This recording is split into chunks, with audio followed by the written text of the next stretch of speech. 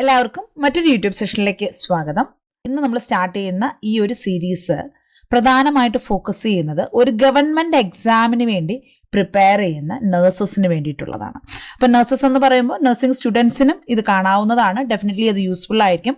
കാരണം എല്ലാ കുട്ടികളും ഇന്ന് പണ്ടത്തെ കാലം പോലെയല്ല, കുട്ടികളെല്ലാവരും കോഴ്സിന് ജോയിൻ ചെയ്യുമ്പോൾ തന്നെ അവരുടെ ലൈഫ് എങ്ങനെ ആയിരിക്കണം, ഭാവിയിൽ എവിടെ എത്തിച്ചേരണം എന്നുള്ള ഒരു കൃത്യമായുള്ള ഒരു പ്ലാനിങ്ങോട് കൂടിയാണ് നഴ്സിങ്ങിന് ജോയിൻ ചെയ്യുന്നത്. അതായത് ചിലപ്പോൾ മറ്റൊരു രാജ്യത്ത് നഴ്സായിട്ട് വർക്ക് ചെയ്യാനായിരിക്കും. അതല്ല എങ്കിൽ നമ്മുടെ നാട്ടിൽ തന്നെ ഒരു ഗവൺമെന്റ് നഴ്സായിട്ട്, നഴ്സിംഗ് ഓഫീസറായിട്ട് ജോലി ചെയ്യാനായിരിക്കാം.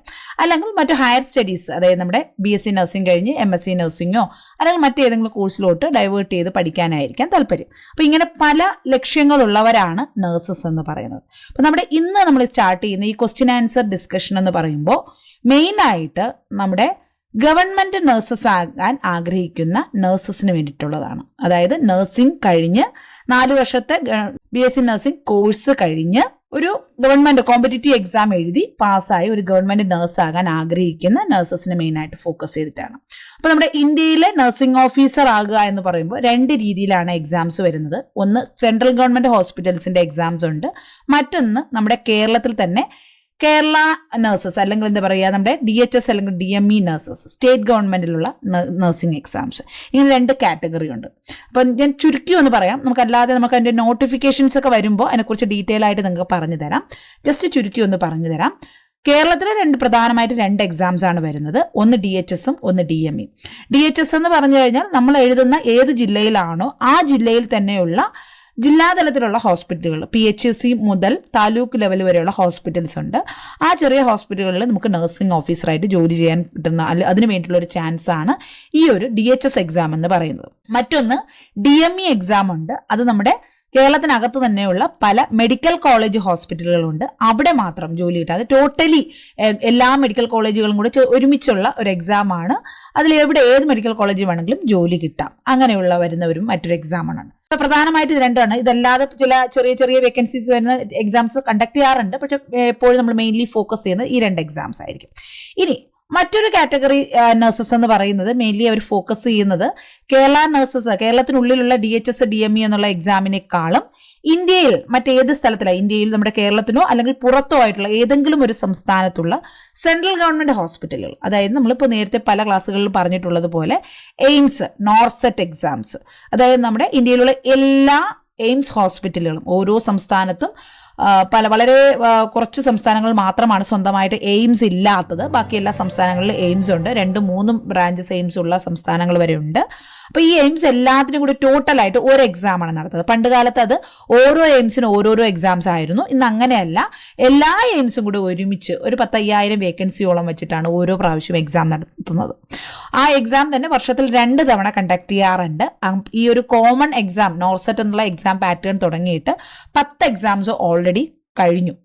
അപ്പോൾ ഇപ്പോൾ ഇനി അടുത്ത് നമുക്ക് സെപ്റ്റംബർ ആകുമ്പോഴത്തേക്കാണ് അടുത്തൊരു നോർസെറ്റ് 11 അവർ കണ്ടക്ട് ചെയ്യാൻ പോകുന്നത്. അപ്പോൾ ഈ നോർസെറ്റ് എക്സാം എന്ന് പറയുമ്പോൾ എയിംസ് മാത്രമല്ല, മറ്റു ചില ഒരുപാട് ജിപ്മർ പോലെയുള്ള മറ്റു ചില ഗവൺമെന്റ് ഹോസ്പിറ്റൽ, സെൻട്രൽ ഗവൺമെന്റ് ഭരണത്തിൽ വരുന്ന അഡ്മിനിസ്ട്രേഷനിൽ വരുന്ന തന്നെ ചില ഹോസ്പിറ്റൽസും കൂടെ ചേർന്നാണ് അവർക്കുമുള്ള റിക്രൂട്ട്മെന്റ് ഈ ഒരു കോമൺ എക്സാമിലാണ് നടത്തുന്നത്. വളരെ നല്ലൊരു ഓപ്പർച്യൂണിറ്റിയാണ്. നിങ്ങൾ ഫസ്റ്റ് ജോയിൻ ചെയ്യുമ്പോൾ തന്നെ നിങ്ങൾക്ക് 1 ലക്ഷത്തിലധികം സാലറി വാങ്ങി ജോലി ചെയ്യാൻ പറ്റുന്ന അല്ലെങ്കിൽ ജോലി ചെയ്യാൻ പറ്റുന്ന അത്രയും നല്ലൊരു ഓപ്പർച്യൂണിറ്റിയാണ് നോർസെറ്റ് എക്സാംസ്. എന്നാൽ അതുപോലെ തന്നെ മറ്റു ചില നാഷണൽ ഇൻസ്റ്റിറ്റ്യൂട്ടുകൾ, എയിംസ് ഉൾപ്പെടുത്താതെയുള്ള അല്ലാതെയുള്ള നാഷണൽ ഇൻസ്റ്റിറ്റ്യൂട്ടുകളുണ്ട്. ഫോർ എക്സാമ്പിൾ നിംഹാൻസ്, 2 വർഷത്തിലൊരിക്കൽ നിംഹാൻസിൽ നഴ്സിംഗ് ഓഫീസർ എക്സാം വിളിക്കാറുണ്ട്. ഉടനെ തന്നെ ഒരു ഹ്യൂജ് വേക്കൻസി, നിയർലി 2026 ലാസ്റ്റ് ആകുന്നതിന് മുന്നേ തന്നെ, അതായത് നമുക്കൊരു 1-2 മാസത്തിനുള്ളിൽ തന്നെ അടുത്തൊരു എക്സാം നമ്മൾ പ്രതീക്ഷിക്കുന്നുണ്ട്. ഒരു 250 വേക്കൻസിയാണ് നമ്മൾ നിയർലി പ്രതീക്ഷിക്കുന്നത്. സോ നമ്മൾ ഈ ഒരു ക്വസ്റ്റ്യൻ ആൻസർ ഡിസ്കഷനിലൂടെ പ്രതീക്ഷിക്കുന്നത് നമ്മുടെ DHSന്റെ എക്സാം, റീസെൻ്റ്ലി ആണ് DMEയുടെ എക്സാം കഴിഞ്ഞത്. അപ്പോൾ ഉടനെ DMEയുടെ എക്സാം ഇല്ല. അടുത്ത് നമ്മൾ പ്രതീക്ഷിക്കുന്നത് കേരള ഗവൺമെന്റ് നഴ്സസ് ആണെങ്കിൽ പ്രതീക്ഷിക്കുന്നത് DHSന്റെ എക്സാമാണ്. നോട്ടിഫിക്കേഷൻ ഉടനെ ഉണ്ടാകും എന്നാണ് അറിവ്. അപ്പോൾ അതും കൂടെ ബേസ് ചെയ്തിട്ടാണ് നമ്മളിവിടെ ക്ലാസ് നോക്കുന്നത്. അപ്പോൾ DHSന്റെ എക്സാമിന് പ്രിപ്പയർ ചെയ്യുന്നവർക്കും അതുപോലെ തന്നെ നോർസെറ്റ് 11 തുടങ്ങി അങ്ങോട്ട് ഏതെങ്കിലും ഒരു നഴ്സിംഗ് ഓഫീസർ എക്സാം എഴുതി പാസ്സാകാൻ ആഗ്രഹിക്കുന്നവരോ അല്ലെങ്കിൽ നിംഹാൻസിന്റെ എക്സാം എഴുതി നഴ്സിംഗ് ഓഫീസർ ആകാൻ ആഗ്രഹിക്കുന്ന ഒരു നഴ്സാണ് നിങ്ങളെങ്കിൽ നിങ്ങൾക്ക് ഈ ക്വസ്റ്റ്യൻ സീരീസ് തീർച്ചയായിട്ടും ഉപകാരപ്പെടും. ക്ലാസ് സ്കിപ്പ് ചെയ്യാതെ കാണുക. ക്ലാസ് കണ്ടിട്ട് നിങ്ങളുടെ അഭിപ്രായം നിങ്ങൾ ഈ ഒരു വീഡിയോയിൽ മെൻഷൻ ചെയ്യണം. അതുപോലെ തന്നെ ഈ വീഡിയോ നിങ്ങൾക്ക് യൂസ്ഫുൾ ആകുന്നുണ്ടെങ്കിൽ അല്ലെങ്കിൽ നിങ്ങൾക്കത് ഉപയോഗകരമാകുന്നുണ്ടെങ്കിൽ വീഡിയോ ലൈക്ക് ചെയ്യുന്നതിനൊപ്പം തന്നെ മറ്റു കുട്ടികൾക്ക്, നിങ്ങളുടെ ഫ്രണ്ട്സ് അല്ലെങ്കിൽ നിങ്ങൾക്ക് അറിയാവുന്ന നഴ്സിംഗ് എക്സാംസിന് പ്രിപ്പയർ ചെയ്യുന്ന മറ്റു നഴ്സസ് അവർക്കൊക്കെ എന്ത് ചെയ്യുക, ഈ ഒരു വീഡിയോ നമ്മൾ ഷെയർ ചെയ്ത് കൊടുക്കാൻ മറന്നു പോകരുത്. ഓക്കെ, അപ്പോൾ നമ്മൾ കൂടുതൽ എക്സ്പ്ലനേഷൻ ഒന്നും പോകുന്നില്ല. 1 by 1 ആയിട്ട് ഓരോന്നിൻ്റെ നോട്ടിഫിക്കേഷൻ വരുമ്പോൾ ഞാനത് നമ്മുടെ ചാനലിൽ പബ്ലിഷ് ചെയ്യുന്നുണ്ടാകും. നിങ്ങൾക്ക് അതിൻ്റെ എക്സ്പ്ലനേഷൻ എങ്ങനെയാണ് അപ്ലൈ ചെയ്യുന്നുണ്ടത്, ആർക്കൊക്കെ അപ്ലൈ ചെയ്യാൻ പറ്റും, എന്നാണ് അപ്ലൈ ചെയ്യേണ്ടത്, അങ്ങനെയുള്ള ഡീറ്റെയിൽസ് എല്ലാം ഞാൻ പറഞ്ഞു തരുന്നതായിരിക്കും.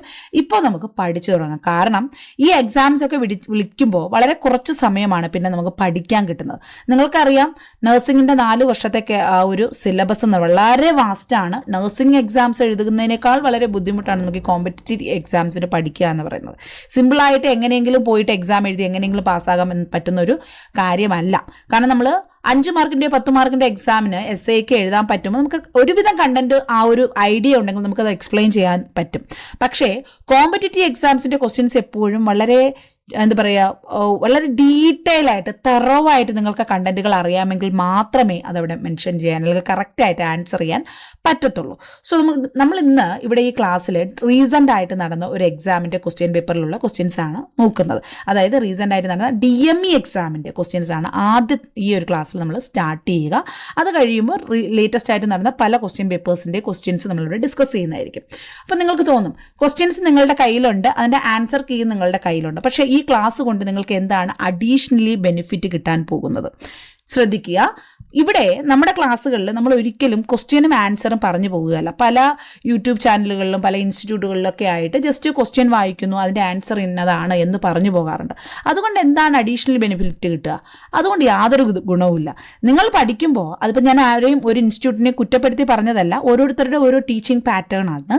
പക്ഷേ നമ്മുടെ ക്ലാസ്സുകൾ എപ്പോഴും കുറച്ചുകൂടി ഡീറ്റെയിൽ ആയിരിക്കും. അതായത് ഇവിടെ റീസെൻ്റ് ആയിട്ട് ചോദിച്ചൊരു ക്വസ്റ്റ്യനും ആ ക്വസ്റ്റ്യൻ്റെ ഓപ്ഷൻസും അതിൽ നിന്നും എങ്ങനെയാണ് നമ്മൾ റൈറ്റ് ഓപ്ഷനിലോട്ട് എത്തിച്ചേരുന്നുള്ള കാര്യങ്ങൾ ഉൾപ്പെടെ അതിൽ പറഞ്ഞ ആ ഒരു സ്പെസിഫിക് ടോപ്പിക്കും കൂടെ നമ്മൾ അവിടെ ഡിസ്കസ് ചെയ്ത് പഠിക്കുകയാണ്. എന്തിനാണ് ആ ഒരു ടോപ്പിക്ക് നമ്മളിവിടെ ഡിസ്കസ് ചെയ്ത് പഠിക്കുന്നതെന്ന് പറഞ്ഞാൽ, ആ ടോപ്പിക്കിൽ നിന്നും ഇന്ന് ചോദിച്ച ക്വസ്റ്റ്യൻ അല്ലാതെ മറ്റൊരു രീതിയിൽ നമ്മളവിടെ ആ ടോപ്പിക്കിനാണ് ഇമ്പോർട്ടൻസ് കൊടുക്കുന്നത്. ആ ക്വസ്റ്റ്യൻ അല്ല, ആ ക്വസ്റ്റ്യൻ അതുപോലെ ഇനി വീണ്ടും റിപ്പീറ്റ് ചെയ്യണമെന്ന് നിർബന്ധമില്ല. റിപ്പീറ്റ് ചെയ്യാറുണ്ട് പല ക്വസ്റ്റ്യൻസും. ഒരു എക്സാമിന് ചോദിക്കുന്ന ചില ക്വസ്റ്റ്യൻസ് മറ്റു ചില എക്സാംസിന് അതേ ക്വസ്റ്റ്യൻസ് റിപ്പീറ്റ് ചെയ്യാറുണ്ട്. പക്ഷേ എല്ലാ ക്വസ്റ്റ്യനും അതുപോലെ റിപ്പീറ്റ് ചെയ്യാറില്ല. പക്ഷേ ടോപ്പിക്സ് റിപ്പീറ്റ് ചെയ്യാറുണ്ട്. ഇപ്പോൾ നമ്മൾ ഇവിടെ അനാട്ടമിയുടെ ഒരു ടോപ്പിക്കിൽ, ഒരു മസിലിനെ കുറിച്ച് നമ്മളൊരു ക്വസ്റ്റ്യൻ പഠിച്ചു കഴിഞ്ഞാൽ ആ മസിൽ റിലേറ്റഡ് ആയിട്ട് മറ്റൊരു രീതിയിൽ ക്വസ്റ്റ്യൻ വന്നാലും ആ ടോപ്പിക്ക് നമ്മൾ പഠിച്ചിരുന്നാൽ ഏത് രീതിയിൽ ക്വസ്റ്റ്യൻസ് വന്നാലും കറക്റ്റായിട്ട് നമുക്കവിടെ ആൻസർ ചെയ്യാൻ പറ്റും. സോ എപ്പോഴും ഞാൻ കുട്ടികളോട് ഞാൻ പറയുന്ന ഒരു നല്ലൊരു സജഷനാണ്, അല്ലെങ്കിൽ എൻ്റെ ഒരു അഭിപ്രായം എന്ന് പറഞ്ഞു കഴിഞ്ഞാൽ, ഓരോ ക്വസ്റ്റ്യനും നിങ്ങൾ വായിക്കുമ്പോൾ ഏത് ടോപ്പിക്കാണ് അവിടെ കൊടുത്തിരിക്കുന്നത് ആ ടോപ്പിക്ക് മനസ്സിലാക്കുക. ആ ടോപ്പിക്ക് നിങ്ങൾ ക്ലിയർ ആയിട്ട് വായിച്ച് മനസ്സിലാക്കുക. ഒരുപക്ഷെ നിങ്ങൾക്ക് അറിയാവുന്ന ടോപ്പിക്കാണെങ്കിൽ പോലും ഒന്ന് റിവൈസ് ചെയ്യാൻ ശ്രമിക്കുക. ഡെഫിനറ്റ്ലി അവിടെ നിങ്ങൾക്ക് അഡീഷണൽ ഒരു പോയിന്റെങ്കിലും നിങ്ങളുടെ അറിവ് അവിടെ കൂടും. ആ ഒരു നോളജ് അവിടെ ശേഖരിച്ച് വെച്ചിട്ട് പിന്നീട് നിങ്ങൾ അതിൻ്റെ റൈറ്റ് ആൻസറിലോട്ട് റൈറ്റ് ആൻസർ ഏതാണെന്ന് കണ്ടെത്താൻ പോകുന്നതായിരിക്കും ഏറ്റവും നല്ലത്. അങ്ങനെ നിങ്ങൾ ആൻസറുകൾ സ്വയം കണ്ടെത്തി പഠിക്കുകയാണെങ്കിൽ, ആ ടോപ്പിക്ക് മനസ്സിലാക്കി പഠിക്കുകയാണെങ്കിൽ തീർച്ചയായിട്ടും നിങ്ങൾക്കത് വളരെയധികം യൂസ്ഫുൾ ആകും. ഏത് രീതിയിൽ ക്വസ്റ്റ്യൻസ് വന്നു കഴിഞ്ഞാലും അത് കറക്റ്റായിട്ട് ആൻസർ ചെയ്യാൻ സാധിക്കുകയും ചെയ്യും. സോ നമ്മൾ ഒരുപാട് ഇനി അങ്ങോട്ട് പറയേണ്ട, നിങ്ങൾക്കിപ്പോൾ ഒരു പഠിക്കേണ്ട ഒരു ഐഡിയ കിട്ടിയിട്ടുണ്ടാവും. ആദ്യം നമുക്ക് കുറച്ച് ക്വസ്റ്റ്യൻ ആൻസേഴ്സിനെ പ്രാക്ടീസ് ചെയ്യാം. പറ്റുന്നിടത്തോളം വരും ക്ലാസ്സുകളിൽ നമ്മൾ എക്സാം പോയിന്റ് ബേസ്ഡ് ആയിട്ടുള്ള തിയറി ടോപ്പിക്സിൻ്റെ ക്ലാസ്സുകളും എടുക്കുന്നതായിരിക്കും. സോ അതിന് മുന്നേ നിങ്ങൾ ഒന്ന് ഈ ഒരു ട്രാക്കിലോട്ട് കൊണ്ടുവരാൻ വേണ്ടി, വർഷങ്ങളായിട്ട് ഒന്നും പഠിക്കാതിരുന്ന നഴ്സസ് ഉണ്ടാകും. നമ്മുടെ നഴ്സിംഗ് പഠിച്ചു കഴിഞ്ഞിട്ട് 10 വർഷമായി, ഒരു 15 വർഷമായി, അങ്ങനെയുള്ള പല ആൾക്കാരുമുണ്ട്. ഇപ്പോഴായിരിക്കും നമുക്ക് ഒരു എക്സാം എഴുതണം എന്നുള്ള തോന്നലുണ്ടായിട്ടുള്ളത്. അവർക്കൊക്കെ യൂസ്ഫുൾ ആകുന്നതിന് വേണ്ടി ആണ് നമ്മുടെ ക്ലാസ് എടുക്കുന്നത്. ഓക്കെ, അപ്പോൾ നമുക്ക് സ്റ്റാർട്ട് ചെയ്താലോ? ഞാൻ പറഞ്ഞതുപോലെ ഒന്ന് ഓർക്കുക, റീസെൻ്റ് ആയിട്ട് നടന്ന DMEയുടെ ക്വസ്റ്റ്യനാണ് നമ്മൾ ആദ്യം ഡിസ്കസ് ചെയ്യുന്നത്. സോ ഈ ക്വസ്റ്റ്യൻസ് എല്ലാം നിങ്ങളുടെ കയ്യിൽ ഉണ്ടാകുമെന്നാണ് എൻ്റെ പ്രതീക്ഷ. പക്ഷേ ഈ ടോപ്പിക്ക്, നമ്മുടെ എക്സ്പ്ലനേഷൻ ഡെഫിനറ്റ്ലി നിങ്ങൾക്ക് അഡീഷണൽ ബെനിഫിറ്റ് തന്നെയായിരിക്കും. ഇവിടെ നോക്കൂ, first question, which among the following muscles is a strong abductor and medial rotator of the തൈ.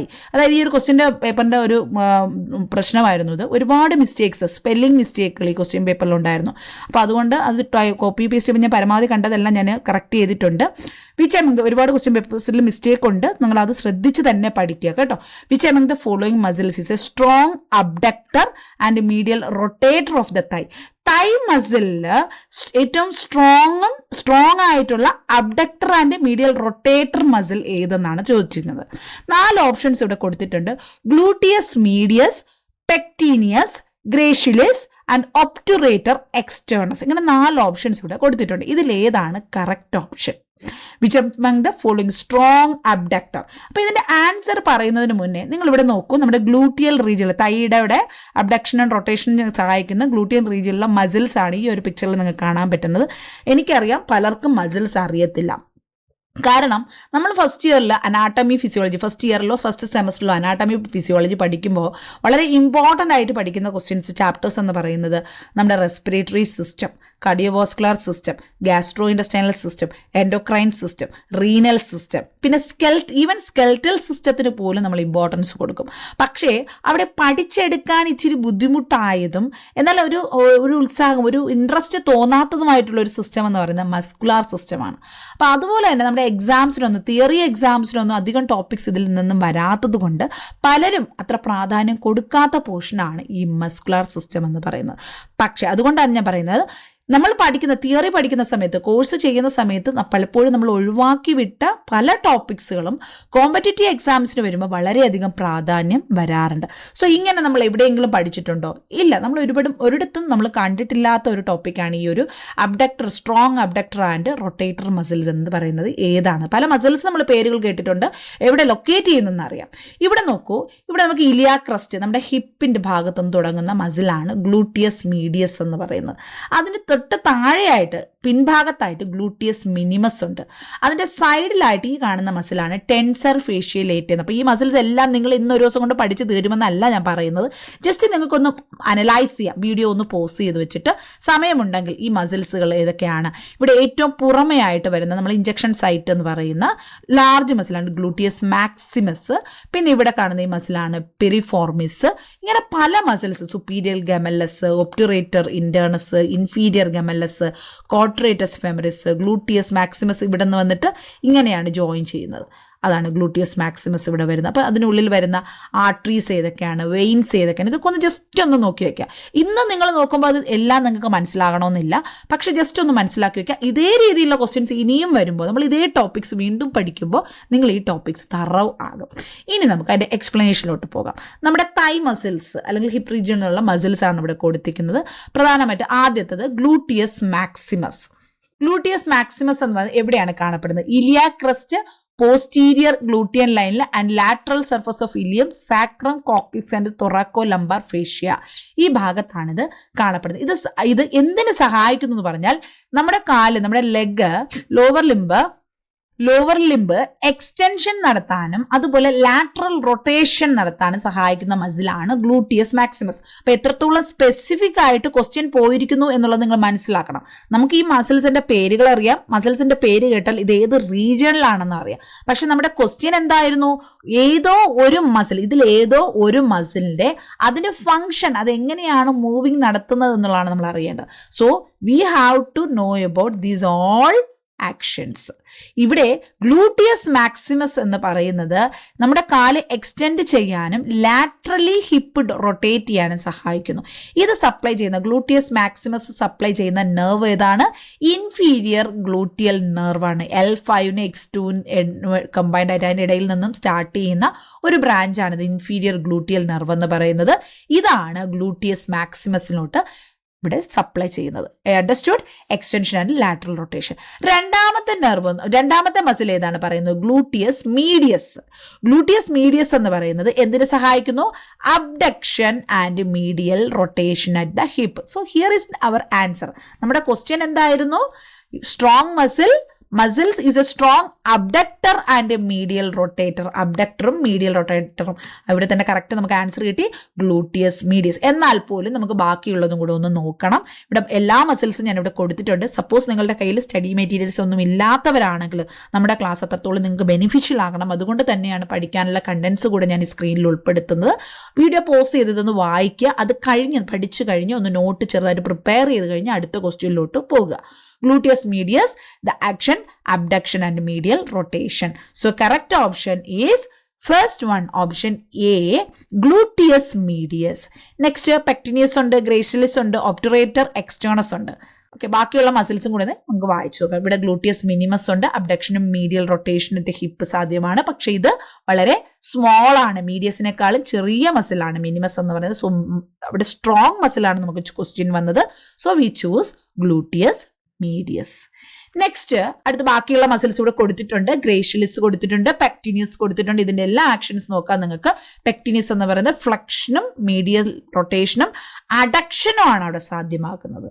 ഗ്രേഷ്യലിസ് ആണെങ്കിൽ ഫ്ലക്ഷൻ ആയിട്ട് നീയും അഡക്ഷനും മീഡിയൽ റൊട്ടേഷനുമാണ് സഹായിക്കുന്നത്. സോ അതുകൊണ്ടാണ് മറ്റു രണ്ട് ഓപ്ഷൻസ് അവിടെ നമുക്ക് റോങ് ആയി മാറുകയും, അതിൽ തന്നെ ആദ്യത്തെ രണ്ട് ഓപ്ഷന് സെയിം ഫംഗ്ഷൻസ് അവിടെ വരുന്നുണ്ടെങ്കിലും, രണ്ടും ഒരേ ആക്ഷൻസ് വരുന്നുണ്ടെങ്കിലും അതിൽ സ്പെസിഫിക് ആയിട്ടുള്ള വേർഡ് സ്ട്രോങ് എന്നുള്ള വേർഡാണ് നമ്മളെ കറക്റ്റ് ഓപ്ഷൻ ആയിട്ടുള്ള എയിലോട്ട് കൊണ്ടെത്തിച്ചത്. ഇപ്പം നിങ്ങൾക്ക് മനസ്സിലായിട്ടുണ്ടാവും എങ്ങനെയാണ് നമ്മൾ ഓരോ ക്വസ്റ്റ്യനും ഹാൻഡിൽ ചെയ്യേണ്ടത്. ക്വസ്റ്റ്യൻ വായിക്കുമ്പോൾ അതിൽ ഓരോ വേർഡും ശ്രദ്ധിച്ച് വായിക്കുക.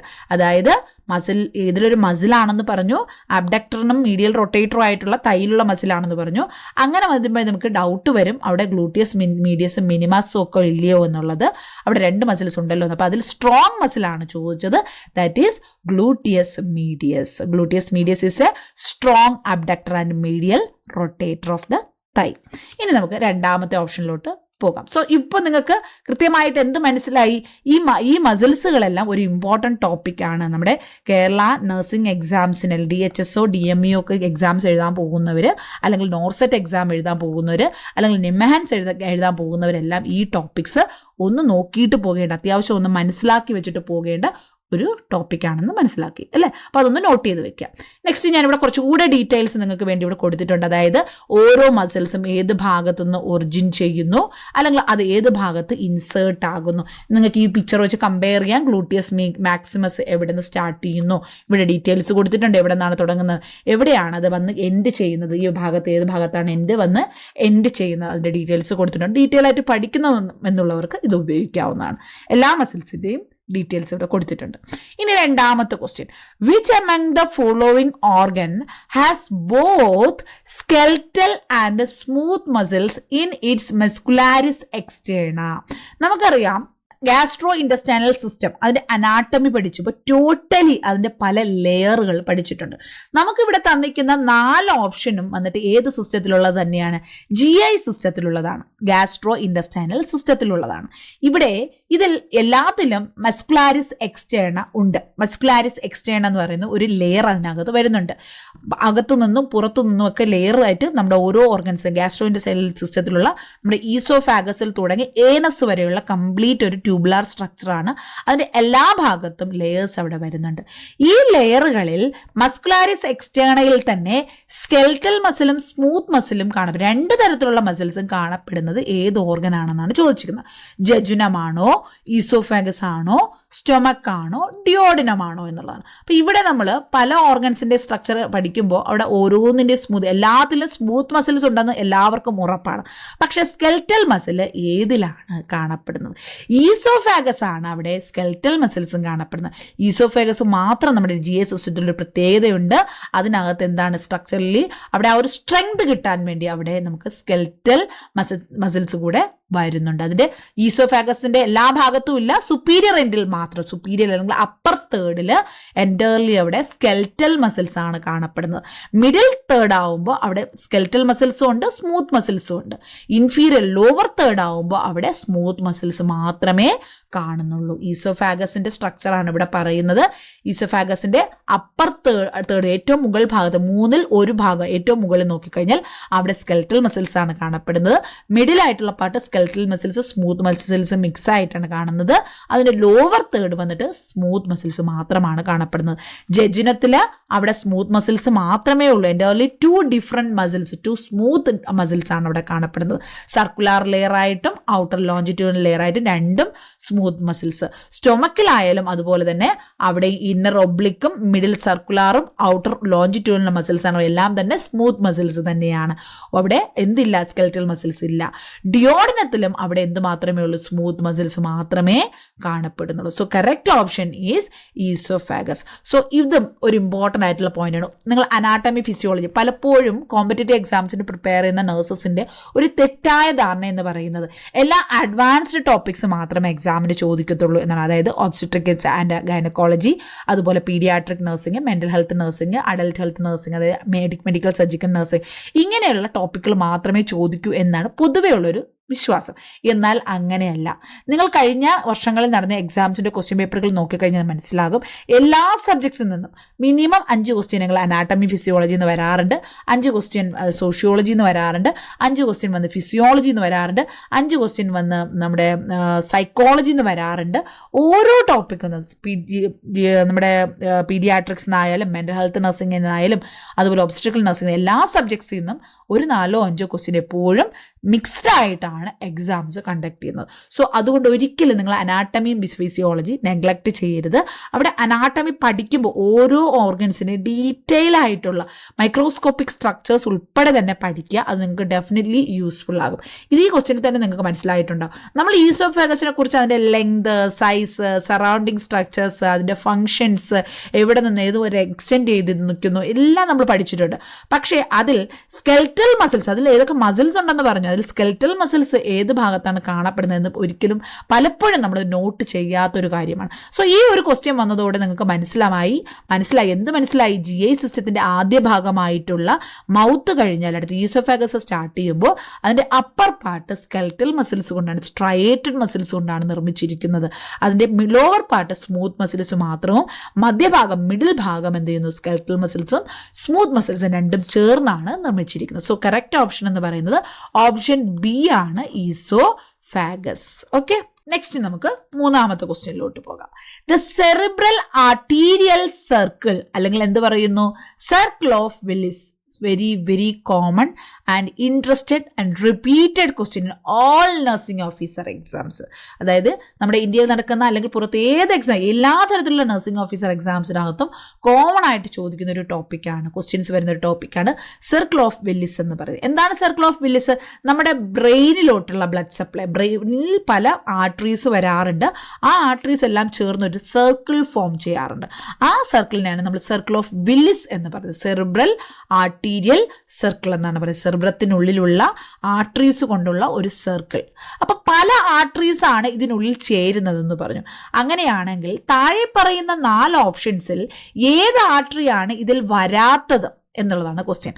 Cerebral arterial circle composed of all of the listed arteries except ഒന്നൊഴികെ, ഇതിൽ 4 ഒരെണ്ണം ഒഴികെ എല്ലാം ഈ സർക്കിൾ ഓഫ് വില്ലിസിൽ വരുന്നുണ്ട്. അത് ഏതാണ് ഇതിൽ ഉൾപ്പെടാത്തത്? ബേസിലാർ ആർട്ടറി ആണോ, ഇന്റേണൽ കരോട്ടിഡ് ആർട്ടറി ആണോ, ആന്റീരിയർ സെറിബ്രൽ ആർട്ടറി ആണോ, കൊറോയിഡൽ ആർട്ടറി ആണോ? അപ്പൊ ഇതിന് ആൻസർ അറിയണമെങ്കിൽ നമ്മൾ എന്തറിയണം? സർക്കിൾ ഓഫ് വില്ലിസിനെ കുറിച്ച് പഠിക്കണം. It's very very important topic. ഈ ഒരു പിക്ചർ നിങ്ങൾക്ക് നോക്കിക്കഴിഞ്ഞാൽ കൃത്യമായിട്ട് മനസ്സിലാക്കാൻ പറ്റും. ഇവിടെ നിങ്ങൾക്ക് കാണാം, ഇതാണ് നമ്മുടെ സർക്കിൾ ഓഫ് വില്ലിസ് എന്ന് പറയുന്നത്. സെൻട്രൽ ഈ ഒരു പാർട്ടിനെയാണ് സർക്കിൾ ഓഫ് വില്ലിസ് എന്ന് പറയുന്നത്. ഈ ഒരു സർക്കിൾ ഫോം ചെയ്യുന്നതിന് സഹായിക്കുന്ന ആർട്ടറീസ് ആണ് നമ്മൾ ഇതിനുള്ളിൽ വരുന്നത്. അപ്പോൾ ഇതിൻ്റെ ഒരു റിയൽ ആ ഒരു ബ്രെയിനകത്ത് വരുന്ന ഒരു രൂപം എങ്ങനെയാണെന്നുള്ളതാണ് ഇവിടെയും പറഞ്ഞിരിക്കുന്നത്. ഇതിൽ നമ്മൾ 4 ഓപ്ഷൻസ് നോക്കൂ. ഇവിടെ ആന്റീരിയർ കമ്മ്യൂണിക്കേറ്റിംഗ് ആർട്ടറി വരുന്നുണ്ട്, മിഡിൽ സെർബ്രൽ ആർട്ടറി വരുന്നുണ്ട്, പോസ്റ്റീരിയർ സെർബ്രൽ ആർട്ടറി വരുന്നുണ്ട്, ബേസിലാർ ആർട്ടറി ഇവിടെ വന്ന് ജോയിൻ ചെയ്യുന്നുണ്ട്, പോസ്റ്റീരിയർ കമ്മ്യൂണിക്കേറ്റിംഗ് ആർട്ടറി വരുന്നുണ്ട്, ഇന്റേണൽ കരോട്ടിഡ് ആർട്ടറി വരുന്നുണ്ട്. ഇവിടെ നമ്മുടെ ഓപ്ഷൻ ഇല്ലാത്തത് ഏതാണ്? കൊറോയിഡൽ ആർട്ടറി എന്ന് പറയുന്ന ആർട്ടറി ഇവിടെ മെൻഷൻ ചെയ്തിട്ടില്ല. Choroidal artery is not included in circle of Willis. Circle of വില്ലിസിനകത്ത് ബേസിലാർ ആർട്ടറി വരുന്നുണ്ട്, ഇന്റേണൽ കരോട്ടിഡ് ആർട്ടറി വരുന്നുണ്ട്, ആന്റീരിയർ സെറിബ്രൽ ആർട്ടറിയും വരുന്നുണ്ട്. But there is no choroidal artery. അങ്ങനെയാണെങ്കിൽ ഞാൻ മറ്റൊരു ക്വസ്റ്റ്യൻ ചോദിക്കട്ടെ. അപ്പോൾ ഇവിടെ ആൻസർ എന്ന് പറയുന്ന ഓപ്ഷൻ ഡി ആണ്, കൊറോയിഡൽ ആർട്ടറി. അങ്ങനെയാണെങ്കിൽ കൊറോയിഡൽ ആർട്ടറി എവിടെയുള്ളതാണ്? ഡെഫിനറ്റ്ലി ബ്രെയിൻ റിലേറ്റഡ് ആയിട്ടുള്ള ഒരു ക്വസ്റ്റ്യൻ ആയതുകൊണ്ട് 4 ഓപ്ഷൻ അവിടെ ബ്രെയിനകത്ത് വരുന്നത് തന്നെയായിരിക്കും. So choroidal artery also included in the brain and it is supplying blood to choroid plexus. What is mean by choroid plexus? Choroid plexus present in the lateral ventricles of the brain. നമ്മുടെ ബ്രെയിനകത്തുള്ള വെൻട്രിക്കിൾസിന്റെ function എന്താണ്? It produces cerebrospinal fluid. ഇതാണ് നമ്മുടെ സെർബ്രോസ്പാനൽ fluid produce ചെയ്യുന്നത്. വെൻട്രിക്കിളിനകത്തുള്ള choroid plexus എന്ന് പറയുന്ന specialised സെല്ലുകളാണ് CSF produce ചെയ്യുന്നത്. ഈ കോറോയിഡ് പ്ലെക്സസിലോട്ട് ബ്ലഡ് സപ്ലൈ ചെയ്യുന്ന ആർട്ടറിയാണ് കൊറോയിഡൽ ആർട്ടറി എന്ന് പറയുന്നത്. അണ്ടർസ്റ്റുഡ്? അപ്പൊ എന്താണ് കൊറോയിഡൽ ആർട്ടറി എന്ന് പറയുന്നത്? Choroid artery is a branch of internal carotid artery. ബ്രെയിനിലോട്ട് വരുന്ന കരോട്ടിഡ് ആർട്ടറിയുടെ ഇന്റേണൽ കരോട്ടിഡ് ആർട്ടറി എന്നുള്ള ബ്രാഞ്ചിന്റെ മറ്റൊരു ബ്രാഞ്ചാണ് കൊറോയിഡൽ ആർട്ടറി എന്ന് പറയുന്നത്. ഈ കൊറോയിഡൽ ആർട്ടറി എങ്ങോട്ട് ബ്ലഡ് സപ്ലൈ ചെയ്യുന്നു? വെൻട്രിക്കിളിനകത്തുള്ള കൊറോയിഡ് പ്ലെക്സസിലോട്ട് ബ്ലഡ് സപ്ലൈ ചെയ്യുന്നത് കൊറോയിഡൽ ആർട്ടറി ആണ്. ഇതിന്റെ സഹായത്തോടു കൂടിയാണ് choroidal plexus CSF cerebrospinal fluid produce ചെയ്യുന്നത്. അണ്ടർസ്റ്റുഡ്? അപ്പോൾ ഇത് നിങ്ങൾക്ക് മനസ്സിലായെന്ന് വിചാരിക്കുന്നു. Circle of Willis is very very important, repeatedly asked question ആണ്. ഇതുപോലെയുള്ള പല ടൈപ്പിലുള്ള ക്വസ്റ്റ്യൻസ് നമ്മൾ ഡിസ്കസ് ചെയ്യും. അപ്പോൾ നിങ്ങൾക്ക് അത് ക്ലിയർ ആയിട്ട് മനസ്സിലാവുകയും ചെയ്യും. ഓക്കെ, നെക്സ്റ്റ് 4ാമത്തെ question. Which of the following carpal bone of the hand is found in the proximal row? എന്താ നമ്മളിവിടെ പറഞ്ഞത്? Which of the following carpal bone and tarsal bone. It's very important question and repeatedly asked question. അത് ഈ ഒരു topic എന്ന് പറയുന്നത് വളരെ repeated ആയിട്ട് ഒരുപാട് തവണ ചോദിച്ചിട്ടുള്ളതാണ്. കാർപ്പൽ ബോണും ടാർസൽ ബോണും നമ്മുടെ കൈയിൻ്റെ റിസ്റ്റിലുള്ള ബോണുകളെ കാർപ്പൽ ബോൺ എന്നും, കാലിന്റെ ആ ഒരു ആംഗിൾ ജോയിന്റ് തൊട്ട് താഴെയായിട്ട് കാണപ്പെടുന്ന ബോണുകളെ ടാർസൽ ബോണുകളും എന്നാണ് പറയുന്നത്. സോ അവിടെ മൾട്ടിപ്പിൾ ബോൺ, ഒരു ബോൺ മാത്രമല്ല, നമുക്ക് അവിടെ ഫ്രീ മൂവ്മെന്റ് നടക്കുന്ന ഒരു പാർട്ടാണ് ഈ റിസ്റ്റും ആംഗിൾ ജോയിന്റ് എന്ന് പറയുന്നത്. അപ്പോൾ ഈ 2 ഭാഗത്തും മൾട്ടിപ്പിൾ സ്മോൾ ബോൺസ് ആണ് കാണപ്പെടുന്നത്. അതൊരു പ്രത്യേക രീതിയിലാണ് അറേഞ്ച് ചെയ്തിരിക്കുന്നത്. അപ്പോൾ ആ ബോണുകൾക്ക് എന്തെങ്കിലും ഡിസ്ലൊക്കേഷൻ വന്നു കഴിഞ്ഞാൽ, എന്തെങ്കിലും ഡിസലൈൻമെന്റ് വന്നു കഴിഞ്ഞാൽ, അവിടെ അലൈൻമെന്റ് എന്തെങ്കിലും പ്രശ്നം വന്നു കഴിഞ്ഞാൽ അത് നമ്മുടെ മസിൽസിന് പെയിൻ ആവും, നമുക്ക് നടക്കാൻ ബുദ്ധിമുട്ടുണ്ടാവും, നമ്മുടെ ഡെയിലി ആക്ടിവിറ്റീസിനെ അത് എഫക്റ്റ് ചെയ്യുകയും ചെയ്യും. ഇവിടെ നമ്മുടെ ക്വസ്റ്റ്യൻ എന്ന് പറയുന്നത് കാർപ്പൽ ബോണിൽ തന്നെ 2 റോ ആയിട്ടാണ്, മുകളിലും താഴെയായിട്ട് 2 റോ ആയിട്ടാണ് ആ ബോണുകളെല്ലാം അറേഞ്ച് ചെയ്തിരിക്കുന്നത്. അങ്ങനെയാണെങ്കിൽ പ്രോക്സിമൽ റോയിൽ കാണപ്പെടുന്ന ബോൺ ഏതാണ്? പിസിഫോം ആണോ, ട്രപ്പീസിയം ആണോ, കാപ്പിറ്റാറ്റ് ആണോ, ഹാമേറ്റ് ആണോ? പിസിഫോം, ട്രപ്പീസിയം, കാപ്പിറ്റേറ്റ് ആൻഡ് ഹാമേറ്റ്. ഇത് നമുക്ക് കറക്റ്റായിട്ട് ആൻസർ ചെയ്യണമെങ്കിൽ അതിൽ ഓരോ റോയിലും ഏതൊക്കെ ബോണുകൾ കാണപ്പെടുന്നു എന്ന് നിങ്ങൾ അറിഞ്ഞിരിക്കണം. ഇവിടെ നോക്കൂ, ഇവിടെ നമ്മുടെ കയ്യിലുള്ള കംപ്ലീറ്റ് ബോൺ നിങ്ങൾക്ക് ഞാനിവിടെ ഈ പിക്ചറിൽ കാണിക്കുന്നുണ്ട്. ഇതാണ് നമ്മുടെ റിസ്റ്റ് ബോണിൽ വരുന്ന 2 റോയിലുള്ള, പ്രോക്സിമൽ റോയും ഡിസ്റ്റൽ റോയും ആയിട്ട് 2 റോയിലുള്ള ബോണുകളാണ് ഇവിടെ കൊടുത്തിരിക്കുന്നത്. ഇവിടെ പ്രോക്സിമൽ റോയിൽ ഇവിടെ എന്തുണ്ട്? പിസിഫോം ഉണ്ട്, ട്രൈക്വട്രൽ ഉണ്ട്, ലുനേറ്റ് ഉണ്ട്, സ്കഫോയിഡ് ഉണ്ട്. അടുത്ത റോയിൽ എന്തുണ്ട്? ഇവിടെ ട്രപ്പീസിയം ഉണ്ട്, ട്രപ്പിസോയിഡ് ഉണ്ട്, കാപ്പിറ്റേറ്റ് ഉണ്ട്, ഹാമേറ്റ് ഉണ്ട്. സോ അങ്ങനെയാണെങ്കിൽ ഇതിലേത് ബോണാണ് പ്രോക്സിമൽ റോയിൽ? നമ്മുടെ 4 ഓപ്ഷനിൽ ഏതാണ് പ്രോക്സിമൽ റോയിൽ വരുന്നത്? ഹാമേറ്റ് എന്ന് പറയുന്നത് എവിടെയാണ് കാണപ്പെടുന്നത്? ഹാമേറ്റ് ഡിസ്റ്റൽ റോയിലുള്ളതാണ് അല്ലെ? Hamate is located, this is the hamate. ഇവിടെ കൊടുത്തിട്ടുണ്ട് ഹാമേറ്റ് എന്ന് പറയുന്നത് ഇവിടെയാണ്. അടുത്ത ഓപ്ഷൻ എന്ന് പറയുന്നത് ട്രപ്പീസിയം ആണ്. ട്രപ്പീസിയം എവിടെയാണ് കാണപ്പെടുന്നത്? Trapezium, this is the one, trapezium. Okay, this is the trapezium. അടുത്തത് എന്താണ് പറഞ്ഞിരിക്കുന്നത്? കാപ്പിറ്റേറ്റ് എവിടെ കൊടുത്തിരിക്കുന്നത്? അതും ഡിസ്റ്റൽ റോയിലാണ് കാപ്പിറ്റേറ്റ്. അടുത്ത മറ്റൊരു ഓപ്ഷൻ എന്താണ്? Pisiform is located in proximal row. ഇവിടെ ലാസ്റ്റ് എൻഡിലായിട്ട് കാണപ്പെടുന്ന ഈ ഒരു ചെറിയ ബോണിനെയാണ് പിസിഫോം എന്ന് പറയുന്നത്. അപ്പം പ്രോക്സിമൽ റോയിൽ ഇത് കൂടാതെ മറ്റെന്തൊക്കെ കാണുന്നു?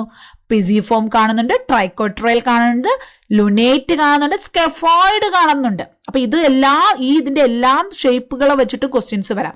അതിന് വേണ്ടിയിട്ടാണ് നിങ്ങൾക്ക് ഞാൻ അത് സഹായിക്കാൻ വേണ്ടിയിട്ടാണ് ഈ ഒരു നോട്ട് ഇവിടെ കൊടുത്തിരിക്കുന്നത്. സ്കെഫോയിഡ് എന്ന് പറയുന്ന പ്രോക്സിമൽ റോയിൽ കാണപ്പെടുന്ന ഈ ഫസ്റ്റ് ബോണിനെയാണ് സ്കെഫോയിഡ് എന്ന് പറയുന്നത്. സ്കെഫോയിഡ് ബോണിനെ ബോട്ട് ഷേപ്ഡ് എന്നാണ് പറയുന്നത്. Boat shaped bone. അപ്പൊ അങ്ങനെ ക്വസ്റ്റ്യൻ വരാം. നമ്മുടെ റിസ്റ്റ് ബോണുകളിൽ അല്ലെങ്കിൽ പാൽമാർ ആസ്പെക്റ്റിലെ സ്കെൽട്ടൺ, റൈറ്റ് ഹാൻഡ് സ്കെൽട്ടനിൽ ബോട്ടിന്റെ ഷേപ്പിലുള്ള ബോൺ എന്നറിയപ്പെടുന്നത് ഏതാണ്? അല്ലെങ്കിൽ പ്രോക്സിമൽ റോയിലുള്ള ബോട്ട് ഷേപ്ഡ് ആയിട്ടുള്ള ബോൺ ഏതാണ്? അങ്ങനെ ചോദിച്ചാൽ അത് ഏതാണ്? സ്കഫോയിഡ് ബോൺ ആണ്. അതുപോലെ ലുനേറ്റ് ബോൺ, ലുനേറ്റ് രണ്ടാമത് കാണപ്പെടുന്ന ഈ ബോണിനെയാണ് ലുനേറ്റ് എന്ന് പറയുന്നത്. ഈ ലുനേറ്റ് ബോണിന്റെ പ്രത്യേകത എന്താണ്? ഷേപ്പിന്റെ ഹാഫ് മൂൺ ഷേപ്ഡ് അല്ലെങ്കിൽ ക്രസന്റിക് എന്നാണ് പറയപ്പെടുന്നത്. ഹാഫ് മൂൺ ഷേപ്ഡ് അല്ലെങ്കിൽ ക്രസന്റിക് എന്നറിയപ്പെടുന്ന ബോൺ ഏതാണ്? ലുനേറ്റ് ആണ്. അടുത്ത മൂന്നാമത്തെ ബോൺ എന്നാണ് ട്രൈക്കോട്രൽ. ട്രൈക്കോട്രൽ ഇതിനെ എന്താ പറയുന്നത്? It's a pyramidal in shape and has an isolated oval facet on the distal part of palmars. അപ്പൊ പിരമിഡൽ ഷേപ്പിൽ കാണപ്പെടുന്നത് ഏതാണ്? ട്രൈക്കോട്രൽ ആണ്. പിന്നെ ഒരു ചെറിയൊരു പയറിന്റെ അത്രയും വലിപ്പമുള്ള ഒരു പീ ഷേപ്ഡ് എന്നറിയപ്പെടുന്ന ബോൺ ഏതാണ്? പിസിഫോം. നാലാമത്തെ ബോൺ പിസിഫോം. ഇത് നാലുമാണ് പ്രോക്സിമൽ റോ. 4 ബോൺ: സ്കെഫോയിഡ്, ലുനേറ്റ്, ട്രൈക്കോട്രൽ, പിസിഫോം. അടുത്ത് അഞ്ചാമത്തത് ട്രപ്പീസിയം, ക്വാഡ്രാങ്കുലർ ഷേപ്പാണ്. അടുത്ത് വരുന്ന ട്രപ്പസോയിഡ് ഉണ്ട്, ഷൂ ഓഫ് ദ ബേബി എന്നതിന്റെ സെയിം റിസംബിൾ ആണ് പറയുന്നത്. ക്യാപിറ്റേറ്റ് എന്ന് പറയുന്നത് ലാർജസ്റ്റ് കാർപ്പൽ ബോൺ എന്നറിയപ്പെടുന്ന ക്യാപിറ്റേറ്റ് ആണ്. ഹാമേറ്റ് എന്ന് പറയുന്നത് wedge shaped with hook near it's base എന്നറിയപ്പെടുന്നത് ഹാമേറ്റ് ആണ്. അങ്ങനെ ഓരോ ബോണുകൾക്കും, നമ്മുടെ റിസ്റ്റിലുള്ള ഓരോ ബോണുകൾക്കും, സ്കെഫോയിഡിനായാലും ലുനേറ്റ് ആയാലും ട്രൈക്കോട്രൽ ആയാലും പിസിഫോം ആയാലും ട്രപ്പീസിയം ആയാലും ട്രപ്പിസോയിഡ് ആയാലും ക്യാപിറ്റേറ്റ് ആയാലും ഹാമേറ്റ്, ഓരോന്നിനും അതിൻ്റെതായ ഒരു നിക് നെയിം അല്ലെങ്കിൽ ഷേപ്പ് വെച്ചിട്ട് മറ്റൊരു പേര് കൂടെ, ഒരു ഷേപ്പുകൾ അവിടെ പറയുന്നുണ്ട്. അത് വെച്ച് കണക്ട് ചെയ്തിട്ടായിരിക്കും ക്വസ്റ്റ്യൻസ് എപ്പോഴും ചോദിക്കുന്നത്. അപ്പൊ ഇതിനെ നമ്മൾ എന്താ പറയുന്നത്? കാർപ്പൽസ് എന്ന് പറയുന്നു. ആ കാർപ്പൽസ് കഴിഞ്ഞ് നമ്മുടെ ഈ ഒരു കൈക്കുള്ളിൽ വരുന്ന ഭാഗത്തിന് എന്താ പറയുന്നത്? അവിടെയുള്ള ബോണുകളെ മെറ്റാ കാർപ്പൽസ് എന്ന് പറയുന്നു. അതും കഴിഞ്ഞിട്ട് വരുന്നതാണ് ഫാലഞ്ചസ്, വിരലുകൾ. നമ്മുടെ വിരലുകൾക്കുള്ളിലുള്ള ബോണുകൾ നമ്മൾ ഫാലഞ്ചസ് എന്നാണ് പറയുന്നത്. അപ്പോൾ അതിൽ ഏറ്റവും മുകളിലുള്ളത് പ്രോക്സിമൽ ഫാലങ്സ് എന്നും അതിന് താഴോട്ടുള്ളതിനെ എന്താ പറയുക, ഏറ്റവും താഴ്ഭാഗത്തുള്ളതിനെ ഡിസ്റ്റൽ ഫാലഞ്ചസ് എന്നും മിഡിലായിട്ട് വരുന്ന ബോണിനെ മിഡിൽ ഫാലഞ്ചസ് എന്നുമാണ് പറയുന്നത്. ഇവിടെ കാർപ്പൽസ്, മെറ്റാകാർപ്പൽസ്, പിന്നെ ഫാലഞ്ചസിന്റെ പ്രോക്സിമൽ ഫാലഞ്ചസ്, മിഡിൽ ഫാലഞ്ചസ്, ഡിസ്റ്റൽ ഫാലഞ്ചസ്, ഇങ്ങനെ പല പേരുകളിൽ അറിയുന്നു. It's very important topic. Repeatedly നമ്മൾ വായിച്ച് പഠിക്കുക തന്നെ വേണം. Okay, understood? അപ്പോൾ നിങ്ങൾ ഇതുപോലെയുള്ള ഇതേ ടോപ്പിക്കിൽ നിന്ന് ഇനി ക്വസ്റ്റ്യൻസ് വരുമ്പോൾ നിങ്ങൾ സ്വയം ആൻസർ കണ്ടെത്താൻ പഠിക്കണം. അതിന് വേണ്ടിയിട്ടാണ് ഈ ഒരു എക്സ്പ്ലനേഷൻ ഇവിടെ തരുന്നത്. നമ്മുടെ ഓരോ ക്ലാസ്സുകളും നമ്പർ ഓഫ് ക്വസ്റ്റ്യൻസ് നിങ്ങൾക്ക് കുറവാണെങ്കിലും ആ ഓരോ ക്വസ്റ്റ്യൻസിലും നമ്മൾ അഡീഷണലി പറഞ്ഞു തരുന്ന ഓരോ പോയിന്റും ഇറ്റ് ഈസ് വെരി വാല്യുബിൾ. അതായത് നിങ്ങളെ ലൈഫ് ലോങ് നിങ്ങളെ അവിടെ യൂസ്ഫുൾ ആകാൻ സഹായിക്കുന്ന, അല്ലെങ്കിൽ നിങ്ങളുടെ ഒരു എക്സാം, ഒരു ജോലി നേടിയെടുക്കാൻ നിങ്ങളെ സഹായിക്കുന്ന ഒരുപാട് പോയിന്റ്സ് നമുക്ക് ഓരോ ക്വസ്റ്റ്യനിൽ അഡീഷണൽ ആയിട്ട് നിങ്ങൾക്ക് പറഞ്ഞു തരുന്നുണ്ടാവും. അതൊക്കെ നിങ്ങളൊന്ന് നോട്ട് ചെയ്ത് വെക്കുക തന്നെ വേണം. അത് നിങ്ങൾക്ക് ഭാവിയിൽ അത് യൂസ്ഫുൾ ആവുകയും ചെയ്യും. അഞ്ചാമത്തെ ക്വസ്റ്റ്യൻ നോക്കൂ. Stimulation of parasympathetic nervous system, peripheral nervous സിസ്റ്റത്തിന്റെ പാരാസിമ്പതറ്റിക് നെർവസ് സിസ്റ്റം അത് സ്റ്റിമുലേറ്റ് ചെയ്താൽ, അല്ലെങ്കിൽ പാരാസിമ്പതറ്റിക് നെർവസ് സിസ്റ്റം ആക്ടിവേറ്റ് ആകുമ്പോൾ ഇതിൽ എന്താണ് സംഭവിക്കുന്നത്? കൺസ്ട്രക്ഷൻ ഓഫ് പീപ്പിൾ ആണ്. It's very important topic. Parasympathetic nervous system, PNS അല്ലേ? ഓട്ടോണമിക് നെർവസ് സിസ്റ്റത്തിലെ parasympathetic nervous system, sympathetic nervous system, രണ്ടിൻ്റെ ആക്ടിവിറ്റീസ് നിങ്ങൾ പഠിച്ചു വെക്കണം. കാരണം രണ്ടും വെച്ചിട്ട് ക്വസ്റ്റ്യൻസ് റിപ്പീറ്റഡ് ആയിട്ട് എക്സാമിന് ക്വസ്റ്റ്യൻ ചോദിക്കാറുണ്ട്. ആ ടോപ്പിക്കിനാണ് ഞാനിവിടെ ഇമ്പോർട്ടൻസ് പറയുന്നത്, ഈ ക്വസ്റ്റ്യൻ അല്ല. ഈ ക്വസ്റ്റ്യൻ ചിലപ്പോൾ റിപ്പീറ്റ് ചെയ്യാം, ചെയ്യാതിരിക്കുക. പക്ഷേ ഈ ടോപ്പിക്ക് തീർച്ചയായിട്ടും എക്സാംസിന് റിപ്പീറ്റ് ചെയ്യും. Parasympathetic nervous system. സോ അതിൽ ആദ്യത്തെ ഓപ്ഷൻ എന്താ പറയുന്നത്? പാരാസിമ്പതറ്റിക് അല്ലെങ്കിൽ PNS ആക്ടിവേറ്റ് ചെയ്യുമ്പോൾ കൺസ്ട്രക്ഷൻ ഓഫ് പ്യൂപ്പിൾ, കണ്ണിൻ്റെ പ്യൂപ്പിൾ കൺസ്ട്രക്ട് ചെയ്യും. അടുത്തത് രണ്ടാമത്തെ option constriction of skin vessels, സ്കിന്നിലുള്ള ബ്ലഡ് വെസൽസ് കൺസ്ട്രക്ട് ചെയ്യും. ഗ്യാസ്ട്രോ ഇൻഡസ്റ്റൈനൽ സ്പിഞ്ചേഴ്സ് കൺസ്ട്രക്ട് ചെയ്യും. ബ്രെയിൻ വെസൽസ് കൺസ്ട്രക്ട് ചെയ്യും. ഇതിന് നമ്മൾ ആൻസർ പറയണമെങ്കിൽ നമുക്ക് ആദ്യം പാരാസിമ്പതറ്റിക്കും സിമ്പതറ്റിക്കും തമ്മിലുള്ള വ്യത്യാസം എന്താണെന്ന് നോക്കാം. സോ ഇവിടെ നമുക്ക് ആദ്യത്തെ പോയിന്റ് തന്നെ നമുക്ക് കറക്റ്റ് ആൻസർ ഇവിടെ കിട്ടിക്കഴിഞ്ഞു. പാരാസിമ്പതറ്റിക് നെർവസ് സിസ്റ്റത്തിൽ പ്യൂപ്പിൾ, കണ്ണിന്റെ പ്യൂപ്പിൾ കൺസ്ട്രക്ട് ചെയ്യുമ്പോൾ സിമ്പതറ്റിക് എന്ന് പറഞ്ഞാൽ ജസ്റ്റ് ഓപ്പോസിറ്റ് ആണ്. സിമ്പതറ്റിക് നെർവസ് സിസ്റ്റത്തിൽ അവിടെ കണ്ണിന്റെ പ്യൂപ്പിൾ ഡയലേറ്റ് ചെയ്യുകയാണ് ചെയ്യുന്നത്. So the correct option is parasympathetic system activate ചെയ്യുമ്പോൾ എന്താണ് സംഭവിക്കുന്നത്? Option A, construction of pupil ആണ് സംഭവിക്കുന്നത്. കൺസ്ട്രക്ഷൻ ഓഫ് പ്യൂപ്പിൾ ആണ് സംഭവിക്കുന്നത്. Okay, parasympathetic nervous system. Next, അതുപോലെ തന്നെ പാരാസിമ്പതറ്റിക് നെർവസ് സിസ്റ്റം ആക്ടിവേറ്റ് ആവുമ്പോൾ സലൈവ പ്രൊഡക്ഷൻ, നമ്മുടെ മൗത്തിൽ സലൈവ പ്രൊഡക്ഷൻ അവിടെ കൂടുകയാണ് ചെയ്യുന്നത്. എന്നാൽ സിമ്പതറ്റിക് നെർവസ് സിസ്റ്റം ആക്ടിവേറ്റ് ആകുമ്പോൾ സലൈവ പ്രൊഡക്ഷൻ കുറയുകയാണ് ചെയ്യുന്നത്, സ്റ്റോപ്പ് ആകുകയാണ് ചെയ്യുന്നത്. നെക്സ്റ്റ്, പാരാസിമ്പത്തറ്റിക് നെർവസ് സിസ്റ്റത്തിൽ ബ്രോങ്കൈ നമ്മുടെ ലങ്സിനുള്ളിലോട്ട് റെസ്പിറേറ്ററി സിസ്റ്റത്തിലോട്ട് ബ്രോങ്കൈ അവിടെ കൺസ്ട്രിക്ട് ചെയ്യുന്നു. എന്നാൽ സിമ്പത്തറ്റിക് നെർവസ് സിസ്റ്റത്തിൽ ബ്രോങ്കൈ അവിടെ റിലാക്സ് ചെയ്യുന്നു. നെക്സ്റ്റ് ഹാർട്ട് ആണെങ്കിലോ സ്ലോ ഹാർട്ട് റേറ്റ് അവിടെ കുറയുകയാണ് പാരാസിമ്പത്തറ്റിക് നെർവസ് സിസ്റ്റത്തിൽ. എന്നാൽ സിമ്പത്തറ്റിക്കിൽ അത് കൂടുന്നു. ഇങ്ങനെ ഒരുപാട് കാര്യങ്ങൾ പാരാസിമ്പത്തറ്റിക്കിൽ ഒരു കാര്യം നടക്കുന്നു, അതിൽ ജസ്റ്റ് ഓപ്പോസിറ്റ് സിമ്പത്തറ്റിക് ആയിട്ട് നടക്കാറുണ്ട്. ജസ്റ്റ് ഓപ്പോസിറ്റ് ഫങ്ഷൻസ് ആണ് അവിടെ വരുന്നത്. അവിടെ ബൈലിന്റെ പ്രൊഡക്ഷൻ സ്റ്റിമുലേഷൻ കൂടുന്നു പാരാസിമ്പത്തറ്റിക് നെർവസ് സിസ്റ്റത്തിൽ.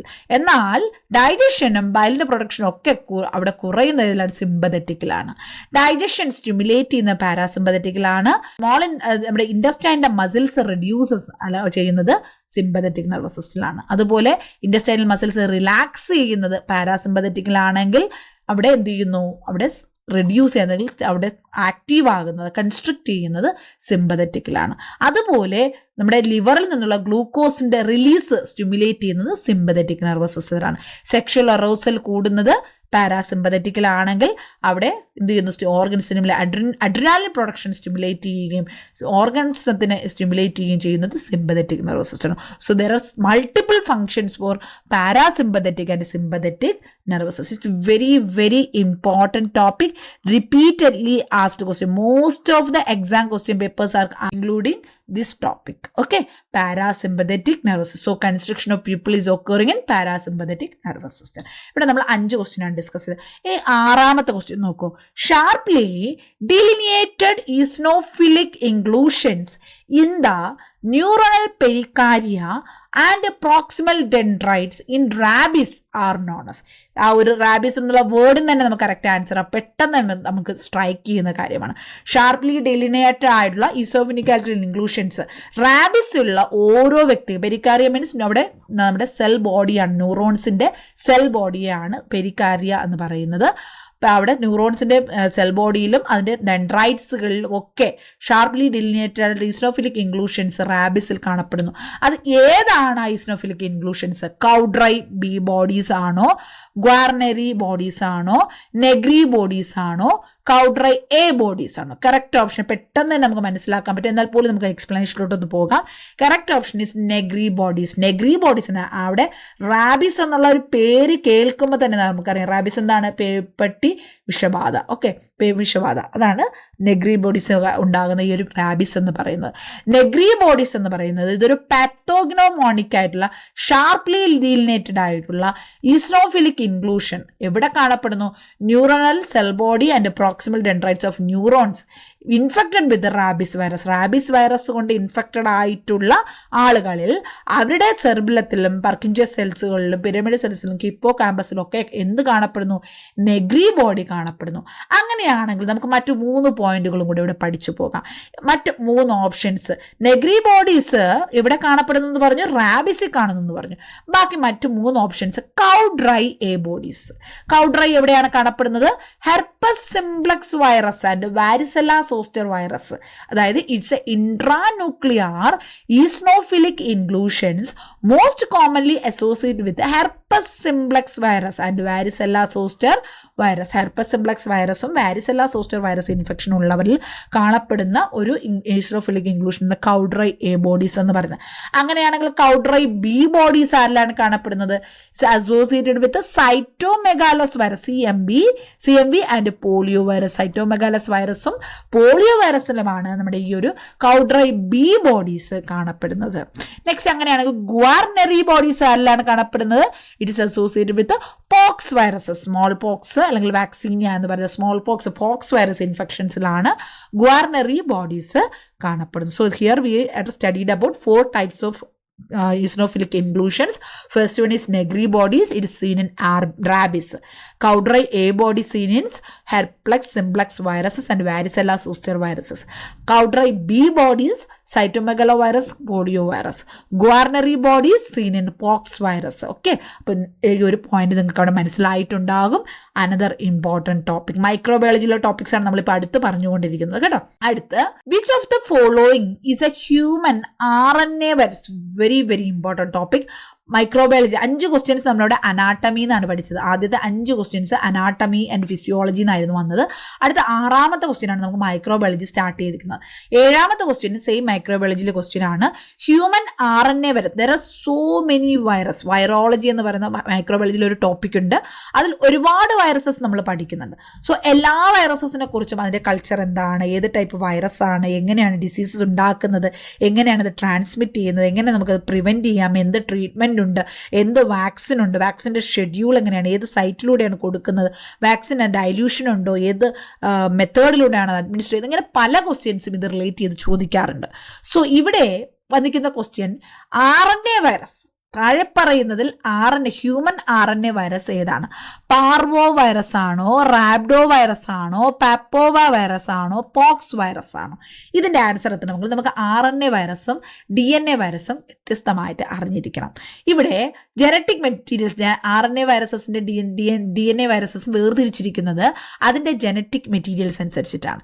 ഇവിടെ നിങ്ങൾക്ക് നോക്കൂ, DNA വൈറസിലാണ് herpes, hepadna, adeno, papova, parvo, pox. Papova ഓപ്ഷനിലുണ്ടായിരുന്നു, പാർവോ ഓപ്ഷനിലുണ്ടായിരുന്നു, പോക്സ് ഓപ്ഷനിലുണ്ടായിരുന്നു. പപ്പോവ, പാർവോ, പപ്പോവ, പോക്സ്, ഇത് മൂന്നും ഏത് തരം വൈറസാണ്? DNA വൈറസാണ്. ഈ 3 ഓപ്ഷനും DNA വൈറസാണ്. നമ്മുടെ ക്വസ്റ്റ്യൻ എന്ന് പറയുന്നത് RNA വൈറസ് ഏതാണ്? സോ കറക്റ്റ് ഓപ്ഷൻ ഏതായിരിക്കണം? ബാക്കി ഇത് 3 തെറ്റായിരിക്കുമ്പോൾ correct option B, rhabdo virus. ശരിയാണോ എന്ന് നോക്കാം. Yes, exactly. Rhabdoviridae is a RNA virus. Other viruses ഏത്? പിക്കോർണാവിരിഡെ, കാൽസിവിരിഡെ, ഫ്ലാവിവിരിഡെ, ടോഗാവിരിഡെ, റിയോവിരിഡെ ആൻഡ് ഓർത്തോമിക്സോവിരിഡെ, പാരാമിക്സോവിരിഡെ, റാബ്ഡോവിരിഡെ, ബുനിയാവിരിഡെ, കൊറോണാവിരിഡെ, അരെനാവിരിഡെ, റെട്രോവിരിഡെ, ഫിലോവിരിഡെ, ഇതെല്ലാം തന്നെ RNA വൈറസാണ്. മോസ്റ്റ്ലി നിങ്ങൾക്ക് ഇത്രയും കാണാതെ പഠിക്കാൻ പറ്റിയില്ലെങ്കിലും അറ്റ്ലീസ്റ്റ് നിങ്ങൾക്ക് ഓപ്ഷൻസ് RNA DNA എന്നുള്ള വേർതിരിച്ചറിയാൻ വേണ്ടി ഒരു എളുപ്പ വഴി ഈ DNA വൈറസസ് ഏതൊക്കെയാണെന്ന് ഓർത്തു വെക്കുക. Herpes, hepadna, adeno, papova, parvo, pox, ഇത്ര എല്ലാ വൈറസും എന്താണ്? ഇതെല്ലാം DNA ആണ്. ബാലൻസ് എല്ലാം RNA ആണെന്ന് തന്നെ ഓർത്തിരിക്കുക. ഒരുവിധം എല്ലാം ചിലപ്പോൾ ശരിയാകാൻ ചാൻസ് ഉണ്ട്. Rhabdo virus is a RNA virus. So correct option B, rhabdo virus. Next 8ാമത്തെ question, which of the following is a high level disinfectant? It's very very important topic. Microbiology നമ്മൾ പഠിക്കുമ്പോൾ അതിനൊപ്പം പഠിച്ചിരിക്കേണ്ട അല്ലെങ്കിൽ അറിഞ്ഞിരിക്കേണ്ട മറ്റൊരു ക്വസ്റ്റ്യൻ ആണ് infection control and safety. Infection control including safety. അതായത് ഹോസ്പിറ്റലിലാവുമ്പോൾ അവിടെ പലതരത്തിലുള്ള ഇൻഫെക്റ്റീവ് പേഷ്യൻസ് വരും, പലതരത്തിലുള്ള ഒരുപാട് ആൾക്കാർ ഒരുമിച്ച് വരുന്ന സ്ഥലങ്ങളാണ്. അപ്പോൾ അവിടെ എന്ത് ചെയ്യും? അവിടെ പല അസുഖങ്ങളും സ്പ്രെഡ് ചെയ്യാനുള്ള ചാൻസ് അവിടെ കൂടുതലാണ്. So we have to use disinfectant to clean that area. അവിടെ ഡിസിൻഫെക്റ്റന്റിന് പല തരത്തിലുള്ള സൊല്യൂഷൻസ് നമ്മൾ യൂസ് ചെയ്യാറുണ്ട്. ഹൈ ലെവൽ ഡിസിൻഫെക്ഷൻസ് യൂസ് ചെയ്യാറുണ്ട്, മിഡിൽ ലെവൽ ഡിസിൻഫെക്റ്റൻസ് യൂസ് ചെയ്യാറുണ്ട്, ലോ ലെവൽ ഡിസിൻഫെക്റ്റൻറ്റ് യൂസ് ചെയ്യാറുണ്ട്. അതായത് നമ്മൾ കൈയൊന്നും നമുക്ക് ക്ലീൻ ചെയ്യണം, ഹാൻഡ് റബ് എടുക്കുന്നതെന്ന് പറഞ്ഞാൽ അതവിടെ ലോ ലെവലാണ്. നമുക്ക് ലോ ലെവൽ ജസ്റ്റ് നമ്മുടെ കൈ ഒന്ന് ക്ലീൻ ചെയ്യാൻ വേണ്ടിയിട്ടുള്ളതാണ്. എന്നാൽ ഇൻവേസീവ് പ്രൊസീജിയേഴ്സിന് യൂസ് ചെയ്യുന്ന പല ഇൻസ്ട്രുമെൻറ്റ്സ് നമ്മൾ അത് ക്ലീൻ ചെയ്യുന്ന ഹൈ ലെവൽ ഡിസിൻഫെക്ഷനിലൂടെയാണ്. സോ ഇവിടെ ക്വസ്റ്റ്യൻ എന്ന് പറയുന്നത് തന്നിക്കുന്ന 4 ഓപ്ഷൻസ് നമ്മൾ സ്റ്റെറിലൈസേഷൻ ആൻഡ് ഡിസിൻഫെക്ഷൻ വളരെ ഡീറ്റെയിൽ ആയിട്ടൊരു ചാപ്റ്റർ പഠിച്ചിട്ടുള്ളതാണ് മൈക്രോബയോളജിയിൽ. അതിൽ വരുന്നതാണിത്. ഇവിടെ തന്നിക്കുന്നതിൽ ഏതാണ് ഹൈ ലെവൽ ഡിസിൻഫെക്റ്റന്റ്? അത് അറിയണമെങ്കിൽ നമുക്ക് പലതരത്തിലുള്ള ഡിസിൻഫെക്റ്റന്റ് ഏതാണെന്നും അതിൻ്റെ എക്സാമ്പിൾസും അറിയണം. Don't worry, here I will give the notes for you. First option glutaraldehyde ആണ്. Second one quaternary ammonium compound. Third option alcohol. Fourth option iodo-4. So correct option കണ്ടുപിടിക്കണമെങ്കിൽ നമുക്ക് ആദ്യം ടൈപ്സ് ഓഫ് ഡിസിൻഫെക്റ്റൻസ് നോക്കാം. 3 type ഉണ്ട്: HLD, ILD, LLD. അതായത് high level disinfectants, intermediate disinfectants, low level disinfectants. High ലെവലിൽ വരുന്നതാണ് glutaraldehyde. ഇപ്പൊ തന്നെ നമുക്ക് അവിടെ ആൻസർ കിട്ടി. ഹൈ ലെവൽ ഡിസിൻഫെക്റ്റന്റ് എക്സാമ്പിൾ ഏതാണ്? Option A, glutaraldehyde. Glutaraldehyde is used to mainly common ആയിട്ട് നമ്മൾ യൂസ് ചെയ്യുന്നത് നമ്മുടെ ലാരിഞ്ചോസ്കോപ്പിന്റെ ബ്ലേഡ് ഒക്കെ ക്ലീൻ ചെയ്യാൻ വേണ്ടി നമ്മൾ അത് ഡിപ്പ് ചെയ്ത് വെക്കുന്നത് ഗ്ലൂട്രാൾഡിഹൈഡ് ആണ്. Because it's very commonly and deeply we are using for the intubation. Mainly we are using using for the intubation അല്ലെ. അവിടെ അതുകൊണ്ട് തന്നെ എന്ത് ചെയ്യാറുണ്ട്, ഗ്ലൂട്രാൾഡിയുടെ എപ്പോഴും നമുക്ക് അവിടെ സ്റ്റെറിലൈസ് ചെയ്യാൻ പറ്റത്തില്ല. അതിന് പകരം നമ്മൾ അവിടെ ചെയ്യുന്നത് എന്താണ്, നമ്മൾ ഗ്ലൂട്രാൾഡിയാണ് ഡിപ്പ് ചെയ്ത് വെക്കുന്നത്. 20 മിനിറ്റ് എങ്കിലും, മിനിമം 20 മിനിറ്റ് എങ്കിലും നമ്മളവിടെ അത് ഡിപ്പ് ചെയ്ത് വെച്ച് കഴിഞ്ഞാൽ അതെന്ത് ചെയ്യും, ഡീകണ്ടാമിനേഷൻ അവിടെ കണ്ടാമിനേറ്റ് ആയിട്ടുള്ള കണ്ടാമിനൻസ് എല്ലാം നമുക്ക് അവിടെ റിമൂവ് ചെയ്യാനും ഡിസിൻഫെക്റ്റ് ചെയ്യാനും പറ്റും. ഓക്കെ, 2.45% ഗ്ലൂട്രാൾഡിയിൽ 20 മിനിറ്റ് മുക്കി വെച്ചാൽ. അതുപോലെ തന്നെ ഹൈ ലെവൽ ആയിട്ടുള്ള ഡിസിൻഫെക്റ്റന്റ് ആണ് ഓർത്തോ ഫിത്താൽഡിഹൈഡ്, അതുപോലെ പാരാസെറ്റിക് ആസിഡ്, ഹൈഡ്രോജൻ പെറോക്സൈഡ്, പെറസെറ്റിക് ആസിഡ്, ഇതെല്ലാം തന്നെ 0.2%, 0.23% അതെല്ലാം ഹൈ ലെവലിൽ വരുന്നതാണ്. ഇവിടെ മറ്റു ചില എക്സാമ്പിൾസ് ഒക്കെ കൊടുത്തിട്ടുണ്ട്, നിങ്ങൾക്ക് ഇവിടെ നോക്കാം. ഗ്ലൂട്രാൾഡിഹൈഡ് ബേസ്ഡ് ആയിട്ട് formulations, orthophthalaldehyde, hydrogen peroxide, peracetic acid, അതുപോലെ ഹൈഡ്രോജൻ പെറോക്സൈഡിന്റെ പല കോൺസെൻട്രേഷൻ ഉണ്ട്, ഹൈപ്പോക്ലോറേറ്റ്, അങ്ങനെ പല കണ്ടൻസ് അവിടെ ഡിസിൻഫെക്റ്റന്റിൽ ഹൈ ലെവലായിട്ട് യൂസ് ചെയ്യുന്നുണ്ട്. അതുപോലെ ഇന്റർമീഡിയറ്റ് ആയിട്ട് വരുന്നത് സോഡിയം ഹൈപ്പോക്ലോറൈഡിന്റെ ലോ കോൺസെൻട്രേഷനിൽ വരുന്നുണ്ട്, പോവിഡിൻ, അയഡിൻ, ക്ലോർഹെക്സിഡിൻ, ഫിനോൾസ്, പിന്നെ ഗ്ലൂട്രാൾഡിയിൽ തന്നെ ഷോർട്ട് എക്സ്പോഷറും ഇന്റർമീഡിയറ്റ് ആയിട്ട് യൂസ് ചെയ്യാറുണ്ട്. ലോ ലെവലിലാണെങ്കിൽ അവിടെ ആൽക്കഹോളും ബെൻസാൽകോണിയം ക്ലോറൈഡും സോപ്പും ഇതൊക്കെ ലോ ലെവൽ ഡിസിൻഫെക്റ്റന്റ് ആയിട്ടാണ് യൂസ് ചെയ്തത്. Note it down, it's very very important topic. Sterilisation, disinfection എല്ലാ ടൈപ്സും, ഓട്ടോക്ലേവ്, ഹോട്ട് എയർ ഓവൻ, അതിൻ്റെ ടെമ്പറേച്ചർ, ടൈമിങ്, ഓരോ മെത്തേഡുകളിൽ യൂസ് ചെയ്യുന്ന ഇൻസ്ട്രുമെൻറ്റ്സ്, എത്ര സമയം വെക്കുന്നു, എന്ത് ക്ലീൻ ചെയ്യണം, അങ്ങനെ എല്ലാ കാര്യങ്ങളും ഈ ഒരു സ്റ്റെറിലൈസേഷൻ ആൻഡ് ഡിസിൻഫെക്ഷനകത്ത് മൈക്രോബയോളജി വരുന്നുണ്ട്. അതൊന്ന് നന്നായിട്ട് പഠിച്ചു വയ്ക്കുക. റിപ്പീറ്റഡ് ആയിട്ട് ചോദിക്കുന്ന ഒരു ക്വസ്റ്റ്യൻ ആണ്. നെക്സ്റ്റ് 9ാമത്തെ question, which is the recommended transport medium for Vibrio cholera? It's very very important topic. മൈക്രോബയോളജിയിൽ നമ്മൾ സെലക്റ്റീവായിട്ട് കുറച്ച് മൈക്രോ ഓർഗാനിസം ഡീറ്റെയിൽ ആയിട്ട് പഠിച്ചാൽ അതിൽ ഒരു പ്രധാനപ്പെട്ട മൈക്രോ ഓർഗാനിസമാണ് വിബ്രിയോ കോളറ എന്ന് പറയുന്നത്. കോളറ എന്നുള്ള രോഗം, മാരകമായിട്ടുള്ള രോഗം പടർത്തുന്ന ഓർഗാനിസമാണ് ഈ വിബ്രിയോ കോളറ എന്ന് പറയുന്നത്. അപ്പോൾ ഓരോ മൈക്രോ ഓർഗാനിസം, അതൊരു ബാക്ടീരിയ ആയിക്കോട്ടെ, വൈറസ് ആയിക്കോട്ടെ, പാരസൈറ്റ്സ് ആയിക്കോട്ടെ, ഏതൊരു മൈക്രോ ഓർഗാനിസം ആയാലും നമ്മൾ അതിനെക്കുറിച്ച്, അതിൻ്റെ സ്ട്രക്ചർ, മോർഫോളജി നമ്മൾ പഠിക്കാറുണ്ട്. അത് എവിടെയാണ്, ഏത് കൾച്ചർ മീഡിയത്തിലാണ് വളരുന്നത്, അതെങ്ങനെയാണ് നമ്മൾ ട്രാൻസ്പോർട്ട് ചെയ്യുന്നത്, അല്ലെങ്കിൽ അതിൻ്റെ ഒരു ഗ്രോത്ത് കൂട്ടാൻ വേണ്ടി ഏതൊക്കെ മീഡിയംസ് നമ്മൾ സഹായിക്കുന്നുണ്ട്, അതെല്ലാം നമ്മൾ പഠിക്കാറുണ്ട്. It's very very important. അപ്പോൾ ഇവിടെ വിബ്രിയോ കോളർ എന്നുള്ള പേര് കാണുമ്പോൾ നിങ്ങൾ ഈ ഒരു കൾച്ചർ മീഡിയം മാത്രമല്ല പഠിക്കേണ്ടത്. എൻ്റെ ഒരു humble suggestion is go for the complete details of Vibrio cholerae. Vibrio cholerae കുറിച്ചുള്ള കംപ്ലീറ്റ് ഡീറ്റെയിൽസ് നിങ്ങൾ പഠിക്കണം. It's very very important. അതിൽ നിന്നൊക്കെ ഏത് ഭാഗത്തൊന്നും വേണമെങ്കിൽ ക്വസ്റ്റ്യൻസ് പ്രതീക്ഷിക്കാവുന്നതാണ്. Which is the recommended transport, it's very important point. Transport മീഡിയമാണ് വിബ്രിയോ കോളറയുടെ ട്രാൻസ്പോർട്ട് മീഡിയമായിട്ട് യൂസ് ചെയ്യുന്നത് ഏതാണ്? മെക്കോൻകി അഗർ ആണോ, പൈക്സ് മീഡിയം ആണോ, സച്ച് ബഫേർഡ് ഗ്ലിസറോൾ സലൈൻ ആണോ, കാരി ബ്ലെയർ മീഡിയം ആണോ? ഈ 4 പേരുകളും നമ്മൾ പല മൈക്രോ ഓർഗാനിസത്തിൻ്റെ കൾച്ചർ മീഡിയമായിട്ടും കേട്ടിട്ടുള്ളതാണ്. അങ്ങനെയാണെങ്കിൽ നമുക്ക് ട്രാൻസ്പോർട്ട് മീഡിയം വിബ്രിയോ കോളറയിൽ എന്തൊക്കെയാണെന്ന് നോക്കാം. വിബ്രിയോ കോളറയുടെ എല്ലാ കൾച്ചർ മീഡിയത്തിനെ കുറിച്ചുകൂടെ കൊടുത്തിട്ടുണ്ട്. 1-2 അധികം പോയിന്റ്സുകൾ നമുക്കൊന്ന് നോക്കാം. ഒന്ന് ഡീറ്റെയിൽ ആയിട്ട് തന്നെ പറഞ്ഞു പോകാം. വിബ്രിയോ കോളറയെ ഈ strongly aerobic, it's very very important. അത് നോട്ട് ചെയ്തോളുക. വിബ്രിയോ കോളറ എന്ന് പറയുന്നത് എയറോബിക്, സ്ട്രോങ് എയറോബിക് ആണ്. അതായത് ഓക്സിജന്റെ പ്രസൻസിൽ വളരുന്ന ഒരു മൈക്രോ ഓർഗാനിസം ആണ് വിബ്രിയോ കോളറെ. നല്ല ഓക്സിജൻ ഉണ്ടെങ്കിൽ നന്നായിട്ട് വളരുന്ന ഒരു ഓർഗാനിസം ആണ്, അല്ലെങ്കിൽ മൈക്രോ ഓർഗാനിസം ആണ് വിബ്രിയോ കോളറെ എന്ന് പറയുന്നത്. Growth being scanty and slow anaerobically oxygen കുറവാണെങ്കിൽ വളരും, but it's very very slow and scanty. It grows within temperature range of 16 to 40 degrees, 16 ഡിഗ്രിക്ക് 40 ഡിഗ്രിക്ക് ഇടയ്ക്ക്.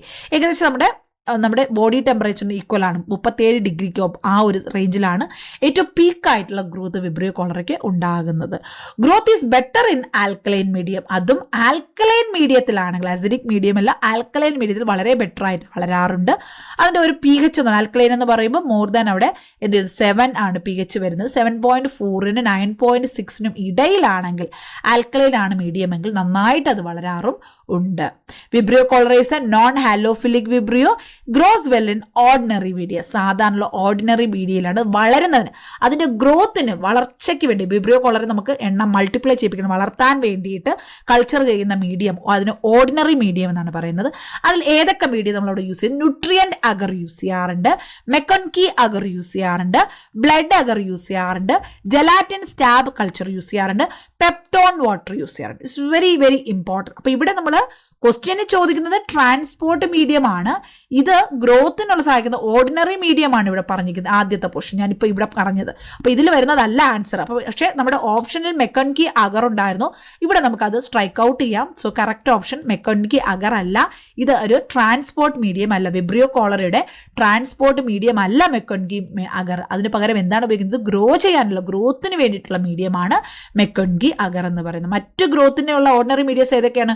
ന്യൂട്രിയൻ അഗർ ഉണ്ട്, അതുപോലെ ബ്ലഡ് അഗർ ഉണ്ട്, ജലാറ്റിൻ സ്റ്റാപ്പ് കൾച്ചർ ഉണ്ട്, പെപ്റ്റോൺ വാട്ടർ ഉണ്ട്. ഇതിലെല്ലാം വിബ്രിയോ കോളറെ നന്നായിട്ട് വളരും. അപ്പോൾ അതിൻ്റെയൊക്കെ ഓരോ ഡീറ്റെയിൽസ് ഇവിടെ കൊടുത്തിട്ടുണ്ട്. നിങ്ങൾക്ക് ഒന്ന് വേണമെങ്കിൽ വായിച്ചു നോക്കാം. It's very important.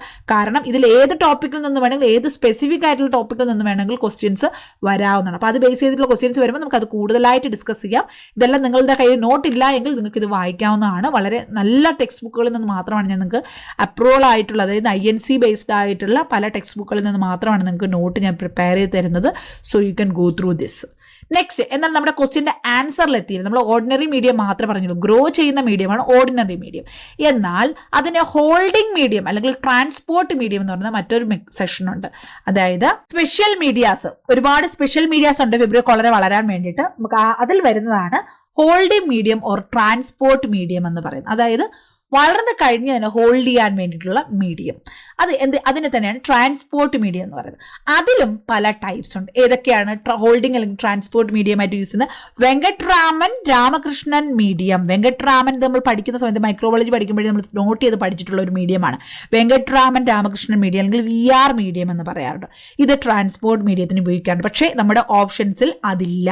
അടുത്ത് വരുന്ന മറ്റൊന്നാണ് കാരി ബ്ലെയർ മീഡിയം. ഇതും ഒരു ഹോൾഡിംഗ് മീഡിയം അല്ലെങ്കിൽ ട്രാൻസ്പോർട്ട് മീഡിയമാണ്. എന്താണ് കാരി ബ്ലെയർ മീഡിയം എന്ന് പറയുന്നത്? ഡൈസോഡിയം ഹൈഡ്രജൻ ഫോസ്ഫേറ്റ്, അതായത് disodium hydrogen phosphate 1.1 gram, sodium thioglycolate 1.5 ഗ്രാമും, സോഡിയം ക്ലോറൈഡ് 5 ഗ്രാമും, അഗർ 5 ഗ്രാമും. അത് ഇത്രയും സാധനങ്ങൾ, ഇത്രയും കെമിക്കൽസ് എന്തിൽ മിക്സ് ചെയ്യുന്നു? 1 ലിറ്റർ ഡിസ്റ്റിൽഡ് വാട്ടറിൽ മിക്സ് ചെയ്ത് അതിന്റെ pH 8.4 ആയി കഴിയുമ്പോൾ ഇത് എന്തായി മാറുന്നു? It's a suitable transport medium for salmonella and shigella as well as for vibrio കോളറയ്ക്ക് മാത്രമല്ല, സാൽമോണല്ലയ്ക്കും അതുപോലെ ഷിജല്ലയുടെയും ഒക്കെ ട്രാൻസ്പോർട്ട് മീഡിയമായിട്ട് ഈ ഒരു mix Cary Blair medium use ചെയ്യാറുണ്ട്. കാരി ബ്ലെയർ മീഡിയത്തിന്റെ മിക്സിംഗ് ഒന്ന് ഞാൻ പറഞ്ഞു എന്നേ ഉള്ളൂ. വേണമെങ്കിൽ അങ്ങൊരു ക്വസ്റ്റ്യൻ അഡ്വാൻസ്ഡ് ആയിട്ടാണ് നമ്മുടെ എക്സാംസ് ലെവലിലെല്ലാം പോയിക്കൊണ്ടിരിക്കുന്നത്. ചിലപ്പോൾ അതിന് ഓപ്ഷൻ ചോദിക്കാം, കാരി ബ്ലെയർ മീഡിയത്തിന്റെ മിക്സിംഗ് ഇതിൽ പറയുന്നതിൽ ഏതാണ് കണ്ടന്റ് അല്ലാത്തത്, അല്ലെങ്കിൽ ഇതിൽ ഏത് കണ്ടന്റ് ആണ് അതിൽ പ്രസന്റ് ആയിട്ടുള്ളതെന്ന് ചോദിക്കാം. ഇതിൽ എന്തൊക്കെയാണ് വരുന്നത്? ഡൈസോഡിയം ഹൈഡ്രജൻ ഫോസ്ഫേറ്റ് വരുന്നുണ്ട്, സോഡിയം തയോഗ്ലൈക്കോലേറ്റ് വരുന്നുണ്ട്, സോഡിയം ക്ലോറൈഡ് വരുന്നുണ്ട്, പിന്നെ അഗറും വരുന്നുണ്ട്. 1 ലിറ്റർ വെള്ളത്തിൽ ഇത് ഇത്രയും മിക്സ് ചെയ്യുമ്പോഴത്തേക്ക് അവിടെ pH 8.4 ആകുന്നു. ഈ മീഡിയത്തിൽ നമുക്ക് എന്ത് ചെയ്യാൻ പറ്റും? സാൽമോണല്ലയോ ഷിജല്ലയോ വിബ്രിയോ കോളറയോ ട്രാൻസ്പോർട്ട് ചെയ്യാൻ യൂസ് ചെയ്യാം Cary Blair medium. So the correct option is Cary Blair medium. ഇത് നമ്മുടെ വിബ്രിയോ കോളർ യൂസ് ചെയ്യാറുണ്ട്, but it is only for growing. Culture ചെയ്യുമ്പോൾ ഗ്രോയിങ്ങിന് വേണ്ടിയിട്ടാണ് മെക്കൻകി അഗർ യൂസ് ചെയ്യുന്നത്. ഇനി നമ്മുടെ വിബ്രിയോയുടെ മറ്റു മീഡിയം നോക്കൂ. കാരി ബ്ലെയർ മീഡിയം അല്ലാതെ ഓട്ടോക്ലേവ്ഡ് സീ വാട്ടർ ഉണ്ട്, അതും ട്രാൻസ്പോർട്ട് മീഡിയമായിട്ട് യൂസ് ചെയ്യാറുണ്ട്. ഇനി മറ്റു 2 മീഡിയത്തിനെ കുറിച്ച് പറഞ്ഞത് എൻറിച്ച്മെന്റ് മീഡിയ. ഇതും വേണമെങ്കിൽ ചോദിക്കാവുന്നതാണ്. Enrichment media rapid growth, vibrio കോളറയുടെ തന്നെ ആൽക്കലോയിഡ് കണ്ടീഷനിൽ നോർമൽ ഗ്രോത്തിനേക്കാൾ അധികം ഗ്രോത്ത് വരാൻ വേണ്ടി സഹായിക്കുന്ന എൻറിച്ച് മീഡിയ. അതിന് എക്സാമ്പിൾ ആൽക്കലൈൻ പെപ്റ്റോൺ വാട്ടറും പിന്നെ മൺസൂസ് ടോറോച്ചലേറ്റ് ടെലൂറേറ്റ് പെപ്റ്റോൺ വാട്ടർ വിത്ത് pH 9.2. ഇത് രണ്ടും എൻറിച്ച് മീഡിയ ആയിട്ട് യൂസ് ചെയ്യണം. നോട്ട് ചെയ്യാൻ പറ്റുമെങ്കിൽ ഒന്ന് നോട്ട് ചെയ്ത് വെക്കുക. അപ്പോൾ നമ്മുടെ വിബ്രിയോ കോളറിൽ ഇത് കൂടാതെയുള്ള മറ്റു മീഡിയസിനെ കുറിച്ച് ഞാൻ കൊടുത്തിട്ടുണ്ട്. പ്ലേറ്റിംഗ് മീഡിയ ഉണ്ട്, ആൽക്കലൈൻ ബൈൽ സോൾട്ട് അഗർ, മൺസൂസ് ജലാറ്റിൻ ടോറോച്ചലേറ്റ് ട്രിപ്റ്റിക്കേസ് ടെലൂറേറ്റ് GTTA മീഡിയം എന്ന് പറയുന്നത്, അതുപോലെ തയോസൾഫേറ്റ് സിട്രേറ്റ് ബൈൽ സുക്രേസ് അഗർ എന്ന് പറഞ്ഞിട്ട് പ്ലേറ്റിംഗ് മീഡിയം വരാറുണ്ട്. പക്ഷെ അതിനെക്കുറിച്ചൊന്നും അധികം ഒന്നും ക്വസ്റ്റ്യൻസ് വന്നിട്ടില്ല. നമ്മുടെ ഗ്രോയിങ് മീഡിയ ഓർഡിനറി മീഡിയാസ് ഏതെന്നും അതുപോലെ തന്നെ ട്രാൻസ്പോർട്ട് മീഡിയംസ് ഏതൊക്കെയാണെന്നുള്ള ക്വസ്റ്റ്യൻസ് വരാം. അതൊന്ന് നോട്ട് ചെയ്ത് പഠിക്കുക തന്നെ വേണം. വിബ്രിയോ കോളറിലെ മീഡിയംസ് മാത്രമല്ല, വിബ്രിയോ കോളറെ കംപ്ലീറ്റ് ആയിട്ട് പഠിക്കാൻ ശ്രമിക്കുക.